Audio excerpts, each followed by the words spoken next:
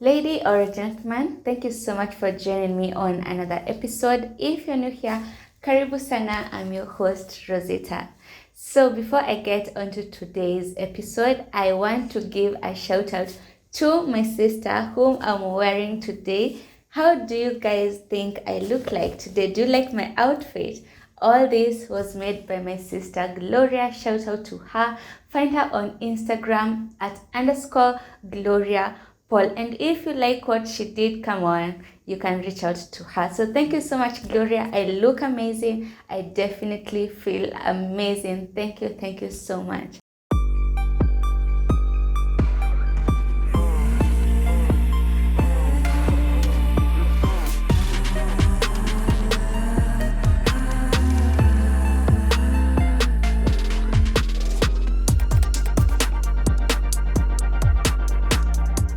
So on today's episode, I have an amazing guest on set. Her name is Bilha. She is a community development worker. And I'm just going to invite her so that she can introduce herself. Welcome. Thank you so much, Rosie. I'll call you Rosie because Rozitta is quite long for me. Really? But so many people prefer Rozitta. Rozitta. I think Rosie comes with a little bit of, though Rozitta is still good. Yeah. It's Rozitta okay. is still perfect. Call me whatever you want. Thank you. Yeah. Thank you so Karibu much. sana. Asante. Please introduce yourself to our viewers. Okay, I'm Bilha. I am a community development worker. I am a menstrual health and hygiene management champion. I'm also a Sunday school teacher. Oh, yes. I used to be a Sunday school teacher when I was in high school. Wow. Under the CU category, we had the Sunday school teachers, and I used to be one of them. It used to be fun working with kids. Yeah, the main thing I really love with working with kids, Rosie, as you've said, they're very innocent. Yeah. They're very innocent souls. And being around such environment always gives you the motivation or ability to just let yourself, free yourself, let all your soul out. So I understand. No wonder the Bible tells us, refers to many examples that include children, like the kingdom of God belong to them that are as children, Yes. Mm-hmm. I totally get you. Yeah. It's amazing. You're doing a lot of work. Thank you so said much. Menstrual hygiene management. Yes. Wow. Yes. Okay, we'll get right into that. Mm-hmm. But before we get into that, I would love to know a little background about yourself. Like, where were you born? Which schools did you go to? Kindly. Oh, okay. It's good. I'm not in the bracket of people who have like changed schools, like gone to like 30 schools. Really? Or so. Yeah. Yeah, but I did my primary education at Maseno Girls Boarding. Oh. Yeah, that's I think I joined when I was in class 4. I started being responsible. Wow. Are you the firstborn? No. You're not the firstborn. I'm not the firstborn. But nowadays I seem to look like a firstborn because I was left in a space where I needed to choose between what like my future. What do you really want to be? Okay. Yeah, I think that one gave me the responsibility to be the like a firstborn. Yeah. Like, I think no wonder I'm feeling the energy of a firstborn. You sound so responsible. I mean, anybody who went to boarding school in class 4, my goodness. Yeah, you must be very responsible. Yeah, I started my boarding school at Maseno Girls at Standard 4. And then I finished my primary education. And at that moment, I was aiming for a certain level. Like I was aiming for a certain mark. But unfortunately, I didn't get that. I didn't attain it. But not that I didn't attain it as much, because at least I got good marks to take me to high school. To take me to high school. So I joined St. Barnabas Girls. Where is that at? It's in Kisumu. Yeah. Oh, I forgot. I was born and raised in Kisumu. I forgot to tell you that. People of the lake. Oh my goodness. Hope they'll tune. Yeah, and see their girls soaring.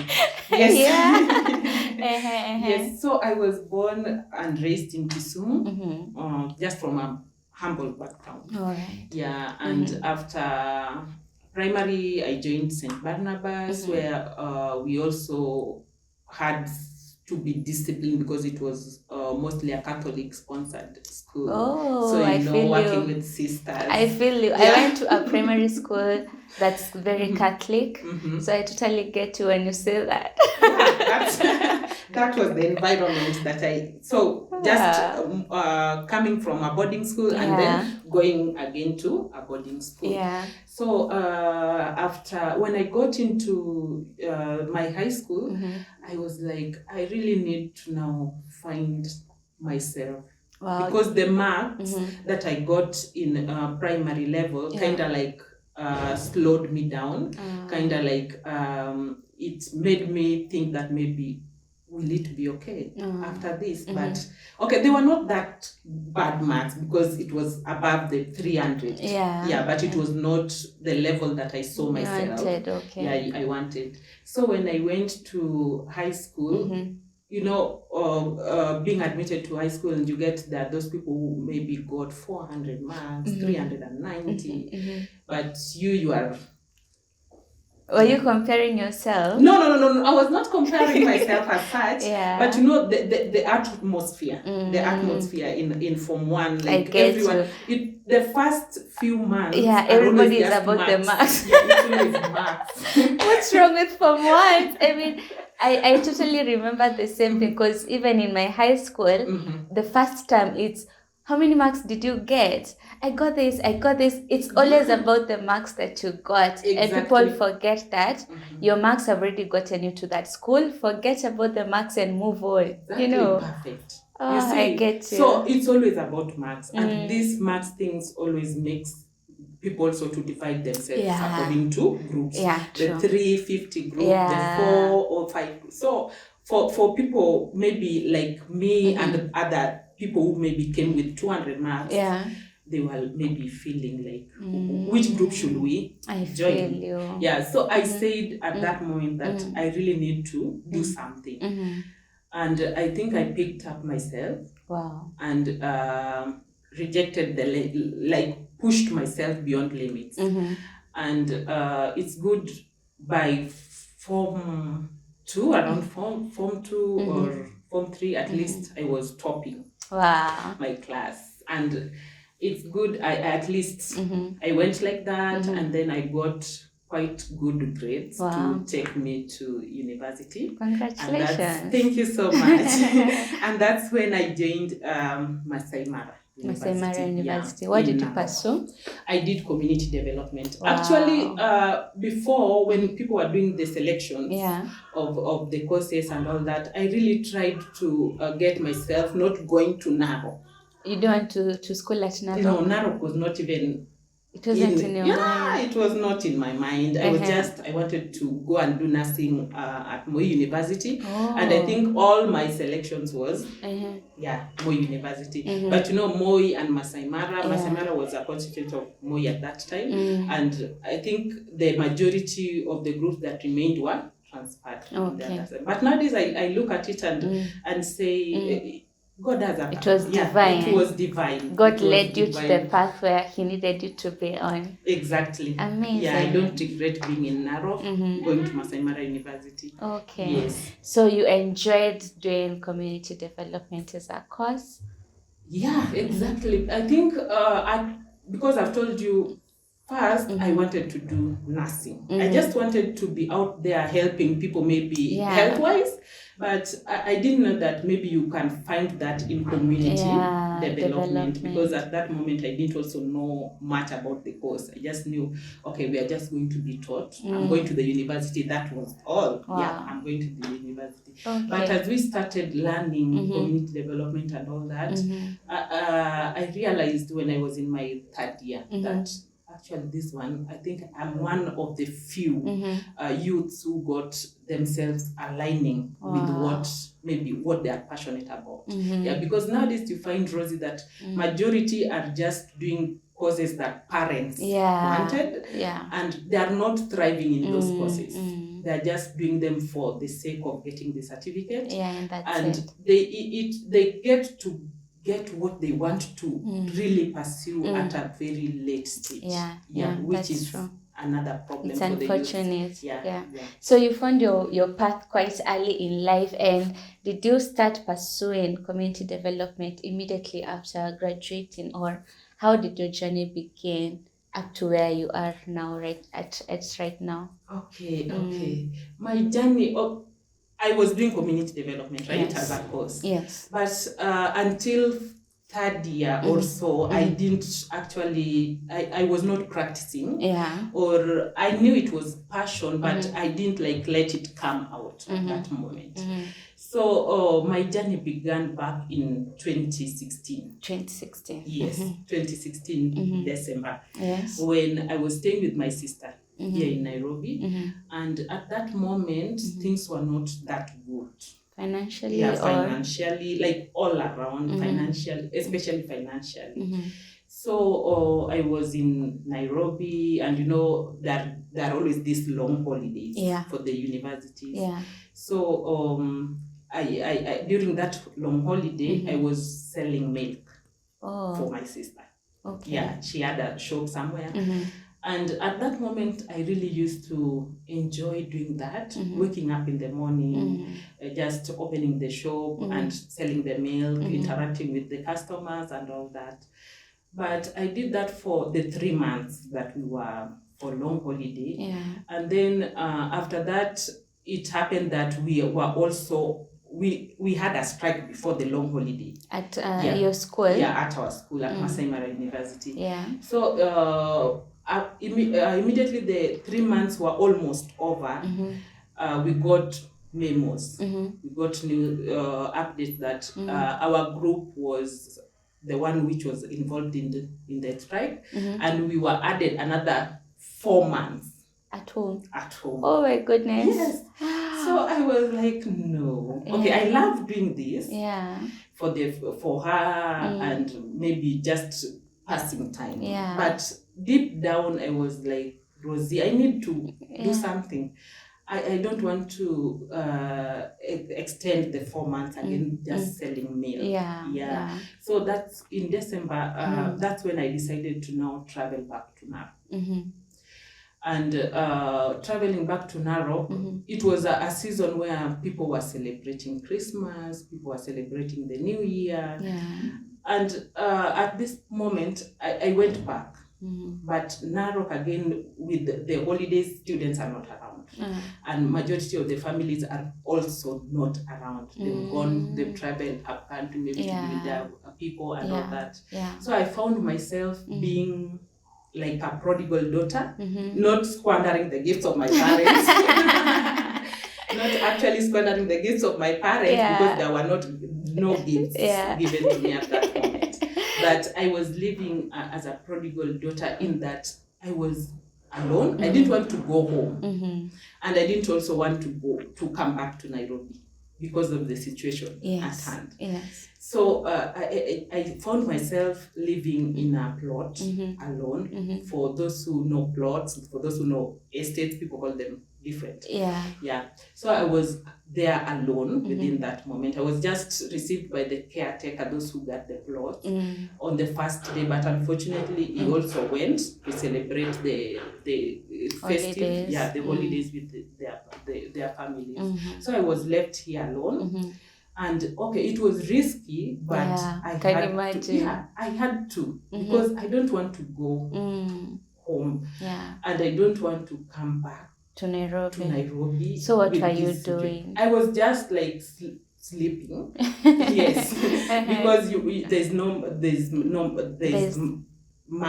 there's nothing much you can do during that time. You can't go to classes. You can't go to visit friends. They're not there. So you have just to survive. I was just surviving at that moment. And I remember on the 31st Of December? Yeah, of December. 2016? Yeah, 2016. That's when now I decided just to go and let out my cries to God. Wow. Because when I was surviving, during that time, the 2 weeks or 1 week that I was staying there, it was not that it was fun. I had all that I needed within that moment. That's why I said I was living like a prodigal. I don't want to request money back home to maybe do shopping for yourself, to buy food on all that. So you have to maybe just live on what you have. Yeah. And just stay silent in that suffering because you don't want the family members to know what is going on. Yeah. So I endured that suffering, and I decided on the 31st to let God just see me through, just give me some breakthrough, because it was a holiday season, festive season. Everyone was celebrating with their families. I had that option, but I decided to do it the other way around.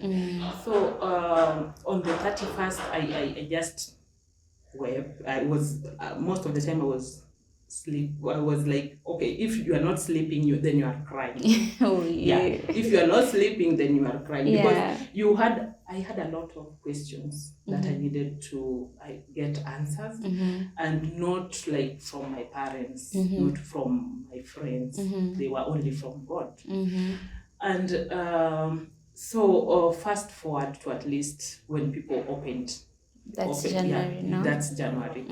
That's when now I said, okay, I have an option, but before I take the option of coming back to Nairobi, I have to walk and knock the doors. Wow. Yeah, the offices in Narok. At that point, I was looking for any kind of job. Just something to keep me busy.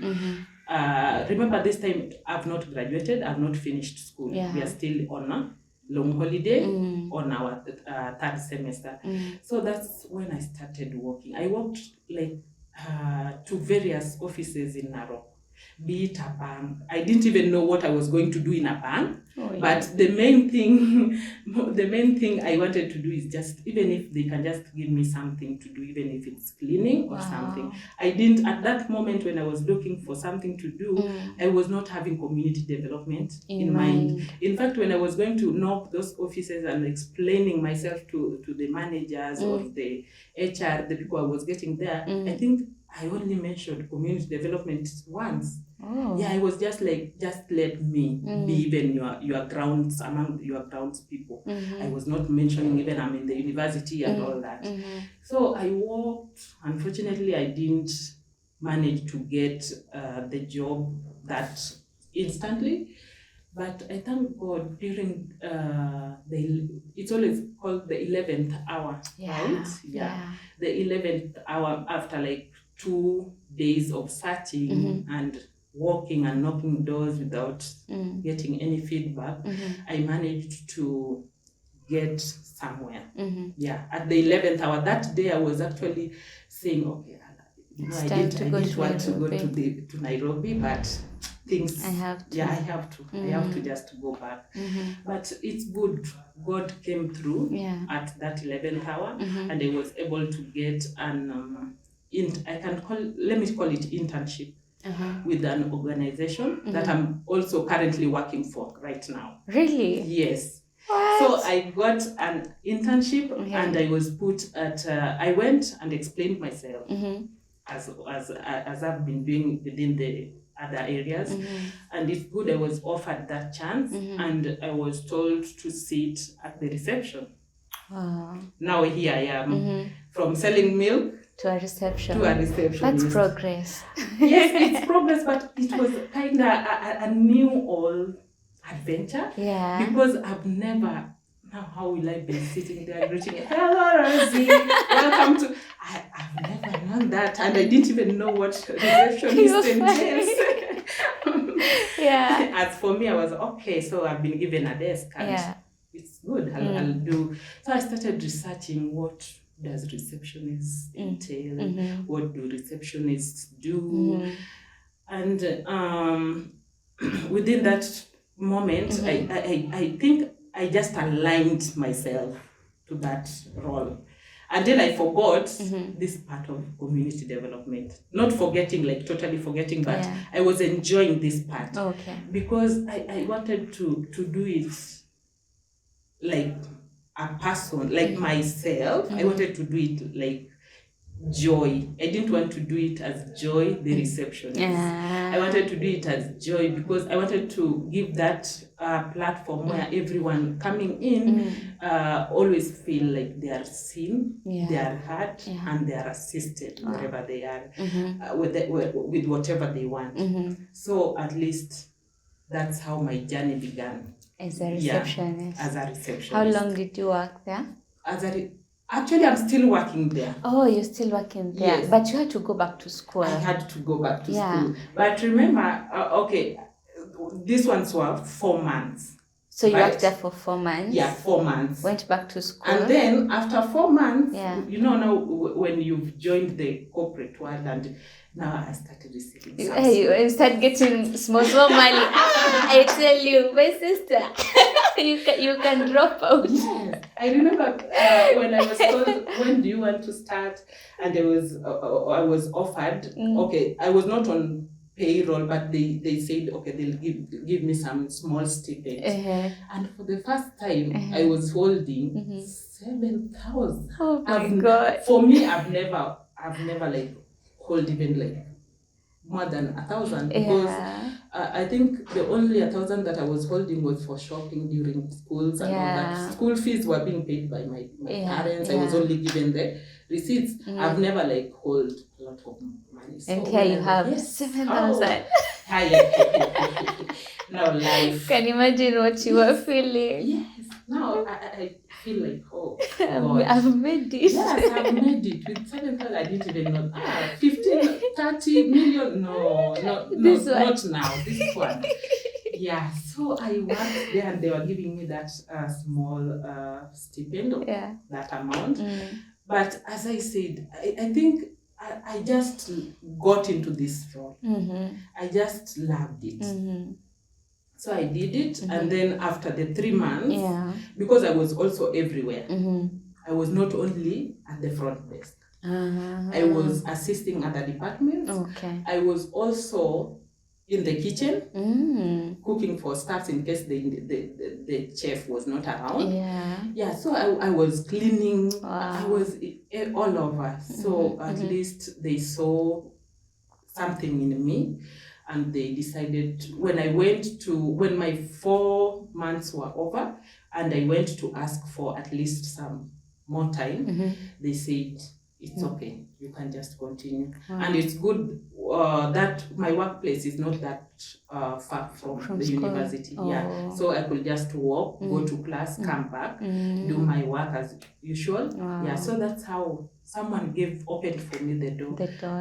And it's good I didn't take the receptionist job. No, I just want community development. For me, you are open-minded. Yes, I was open-minded. And when you take something that you've been given or you've been allocated with your both hands, that's when now doors open. That's so true. And from there, Rosie, those have really like opened for me. I can imagine. Yes. So how did you find yourself advocating for menstrual hygiene and all that? Okay, just still going back to the receptionist thing, because I wanted to not just be a receptionist, right? I wanted to be someone who interacts with people. I want to know you more than Rosie who comes to maybe inquire for an internship at our place or comes to inquire for a job at our place. I want to know more. And that's when at that moment, at least people were opening up, both parents and the students who were coming to seek for various positions or various vacancies at our place.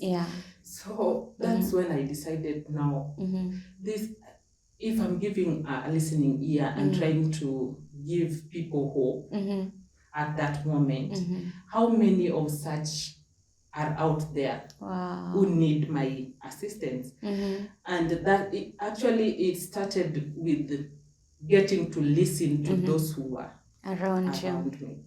And then I extended now that offer to people outside. And another thing maybe that made me to start advocating for this menstrual health and hygiene championship or awareness is that because I've always believed that or everything we always look for is always just within us. Everything is always within us. It's just you to position yourself, just you to go out there for it.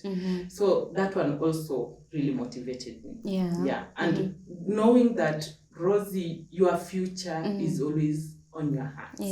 You have to decide whether you will take it on this direction or you will take it on this direction. Because I've been to the university, and if anything to go by, maybe now I could have been another different person. I would not even get these opportunities to be on your show in the first place. But being disciplined and knowing that you have to build your future, your parents won't come to build it for you. Sure. Yes. So maybe there's somebody watching us right now and they're wondering, what exactly is this menstrual hygiene awareness thing? What is it? Can you briefly explain it to somebody? Okay. And what it entails. Okay, I can summarize that in one sentence. Or not one sentence, one word. That is access. Access. Yeah, because you see, Rosie, menstruation is not a problem. It's not a problem. It's not a problem. Menstrual health and hygiene management is the problem. Oh, wow. Yeah, menstrual health and hygiene management is also called the period poverty. This period poverty that you see people hashtagging period poverty, end period poverty. But the thing that we don't know is that we are not dealing with the problem itself. We are maneuvering. We are going around the problem. We are going around the problem. And menstrual health and hygiene management, it's also called the period poverty, right? And it's just letting women access to water and sanitation. Access to these sanitary products, and even access to the main thing, which is information. Yes, those three things. So it relates. MHM, as we call it, menstrual health and hygiene management, rotates all over like those things. Amazing. If we can get those three things, I think we'll be somewhere. We'll be getting towards sustainability of this issue. Definitely. Yes. What challenges do you face now when it comes to things like providing sanitary products to the people you're working with? Okay, before going to the challenges, we also have to know that we are trying to solve the problem, right? And even our government is really trying. We can't put blame games on them. But the only problem is that all of us are going towards solving the tangible problem of menstrual health and hygiene, or ending the period poverty. We are not looking at the intangible problems. Which is? The intangible problems includes, menstruation comes with a lot of things. It does. Which includes maybe the pains, how to deal with this. The worst. The psychosocial support. And in the psychosocial support part, we only give the sanitary towels. We think that by giving the sanitary towel, we've done it. And that's why our government is having that loophole still. We have so many girls who are not accessing these sanitary towels. Because, they are being given, but they're not enough. And even the organizations that are coming in to assist, we have like over billions of girls, right? The population is large. But we also have to consider, because we only consider girls and women who are in the marginalized places. Girls and women who are in schools. We are not incorporating even the women, because women are everywhere. We are not incorporating women who are in the workplace. Wow. And that's why if we try to bring all these people together, that's when we will at least end this period poverty. But starting with the information being out there. So we need to prioritize information as much as we are prioritizing providing sanitary products. Yes, it's more than menstrual health and hygiene management is more than just providing the sanitary towels. Wow. It also needs, you have to be with that person. That we always think that economic like empowerment of women just comes with the economy. You have to work hard, Rosie. You have to drive. I have to see you working. I have to do this. I have to do this. We have a whole checklist of these things, but we are forgetting that besides just the women empowerment cannot be defined with just the economy. Wow. It has several things, which is these ones. There are people nowadays know, okay, menstruation, every girl, when they reach puberty, they know that that one is not a scapegoat. They have to go through menstruation. But how they prepare for it, how they manage it is the main issue. And when we take that into consideration, that's when at least now we'll be solving the problem. Wow. Yeah. So there are so many things in terms of menstruation besides just giving the sanitary towels. Yeah. Yes. How do you deal with period shaming in the organization you work with? Okay. As I said, I'm a receptionist in this organization, but I also have my own baby, which is growing, right? It's 2 years old now. It's called Precious Lives. Precious Lives. Yes, Precious Lives Ministries. Why I named it Precious Lives Ministries is because I always believe that every life is always precious. Yeah. Every life is always precious. It's just the vulnerabilities that we undergo in life that makes us maybe get out of that alignment, not get to our potential, full potential of having that good life. So the main thing that we try to do in Precious Lives is create that awareness, get that information there, get out there, get to not only give the sanitary towels, because there are so many other things that women go through. There's so many challenges that women go through, not just like not receiving or not having access to these sanitary towels. And menstrual health and hygiene is something that cuts across globally. We think that when we are talking about menstrual health and hygiene, it's just people from the rural areas. And believe you me, Rosie, the people who are even having, if I can say, poor menstrual health and hygiene management are people in towns. Why? Because when we look at the disposing of the sanitary towels, it's everywhere. In Nairobi here, you walk like two minutes, you get sanitary towels that have been used and have been disposed poorly. Their dogs are running away with them and all that. So this one is something that we should not only look with a certain angle. It's something that cuts across. It's something that cuts across. Amazing. Yes. What's the best part of working with Precious Lives, and what's just the favorite thing about working with Precious Lives? The favorite thing about working with Precious Lives is that it has given me the opportunity to distract myself. You know, in life you will either be distracted or you will distract. So for me, I've always chosen to distract myself. That's why you see me going out of my ways to get these opportunities. To get these opportunities. Precious Lives actually have given me an what can I call it?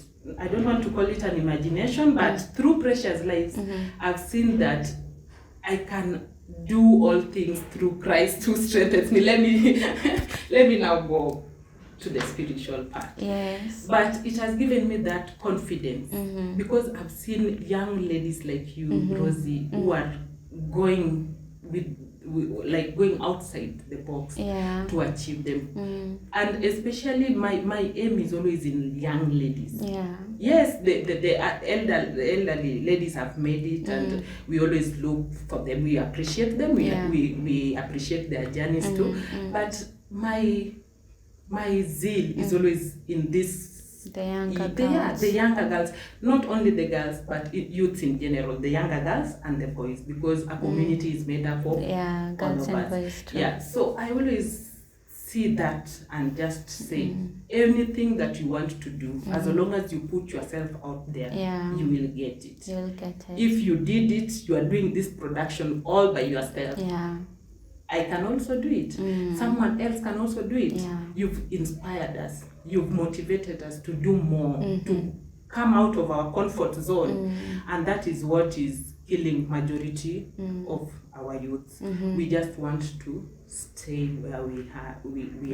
We don't want to reject limits. You are being told, Rosie, this one is what you can do. And you're like, you stick there. Yeah, you stick there. For sure, you say I can do. You've not realized your power. You've not realized your potential yet. So Precious Life actually has given me an opportunity to just be someone different and to use my voice in representing the various people that I represent in the community. It has given me that power also to find someone who can be maybe a reference book to the groups that are coming. Because if you have to be a reference book, you have to always dig deeper and dig deeper. That's true. I've really loved giving my platform as a service to the community. Amazing. So is there any way that somebody can contribute to Precious Lives, or are you working independently? Okay, for now I think I've been working independently because one of the challenges is that majority of us want something that they see instant results. And the community also upholds results more than the process. The process. When you make it is when the community will now come in. You see that one. But when you are doing all this, you are putting all these cameras in place and all that, we don't want to know about that. You don't care. So that is the main challenge. But I can say I've been doing it independently because getting also volunteers on board is quite a huge task. You have to convince someone. They always come at the end with an imagination that after this, we are getting paid or will be given something. And at this moment, I can't say that I've established myself to at least maybe pay someone. But all I can give once in a while is a stipend. And for now also we don't have donors at the moment. Sometimes I use my own salary. I use my own finances to fund all these things. So getting that one is a challenge. But not that my doors are closed. My doors are open because even for me to be on your show today and to go do out whatever things I've been doing is because I have someone who is above me.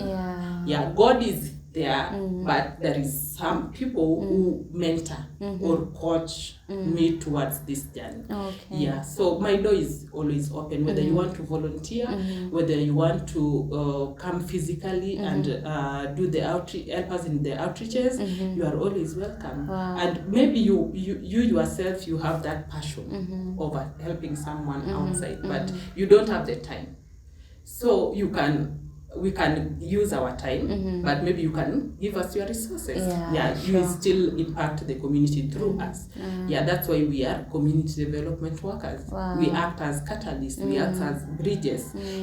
Amazing. I think I'll come volunteer one of these days. You are highly welcome. I would love to be there and see everything that you're doing, really. Thank you so much. You're doing an amazing job. Thank you. Do you mind, maybe you can share your number in case somebody wants to reach out? Okay, in case you want to reach out, you can call me on 0703 968 S05EP02 But we have our social media platforms also. You can get me at Bilha Joy on Facebook, Bilha Joy on Instagram, and I've always been there to engage. Yeah, I don't always like monologue. I love dialogue. So as we dialogue, we get solutions to the problems that we have. That's true. Yes. You're doing a really amazing job, and trust me, I have learned something new today. I think maybe I'm ignorant or something, but I thought menstrual hygiene is all about providing sanitary products. Now I've known it's also about availing information, you know, and I've totally have had a change of perspective. Yeah. So thank you so much, Joy. You're welcome. You're doing an amazing job. Asante. Is there anything else perhaps you'd love to share before we end? Okay, before we end, people have been asking, how can you mentor us? Like, we want to start, but we don't know how to Where to begin.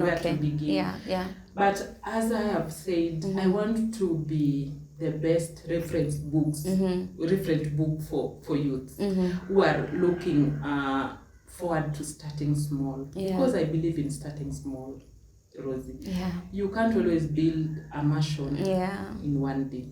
But when you put one brick by another, you will get there. That's true. And majority of our youth are saying there are no jobs out there.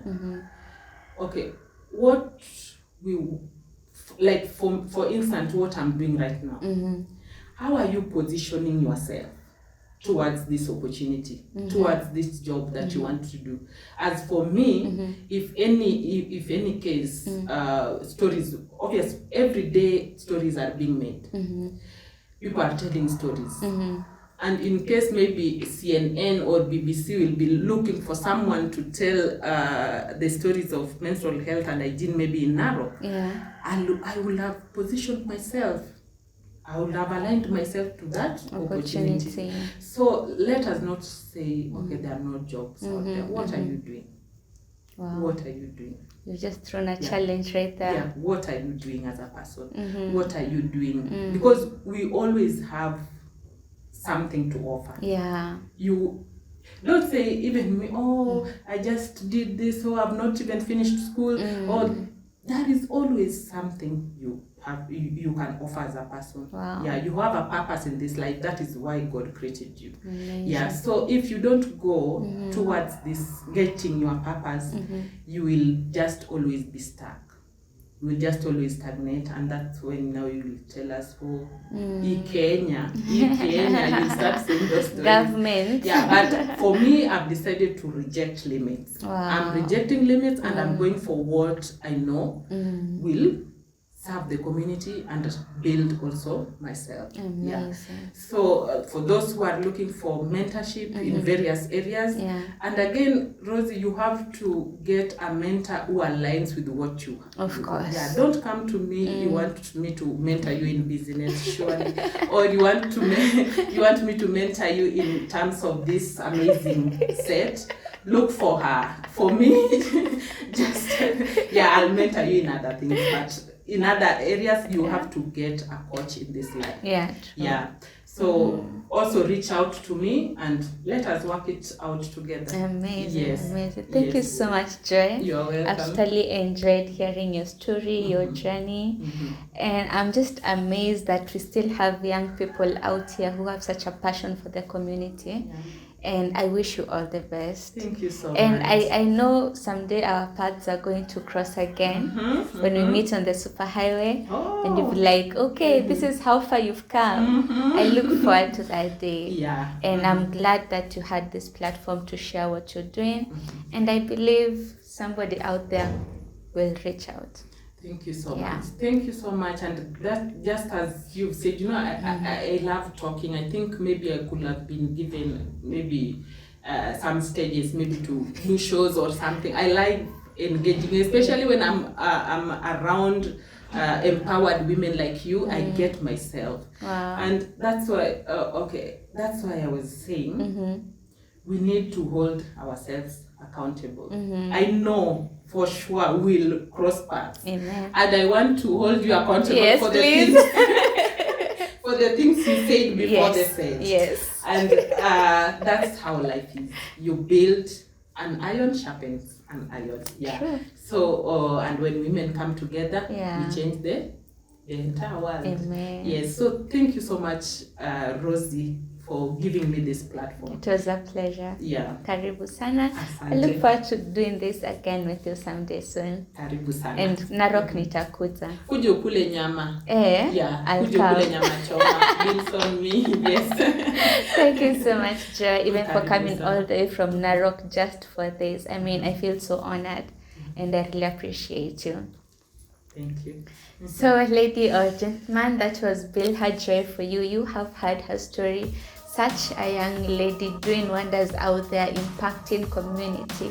And I don't know about you, but I'm totally challenged to do something about my life and to be accountable for myself. So thank you so much, Bilha. It was a great pleasure to have you on this set today. Karibu sana. Until the next episode, I was your host, Rozitta. My guest is Bilha Joy. and I'll see you on the next episode. Don't forget to subscribe. Bye, guys. Bye.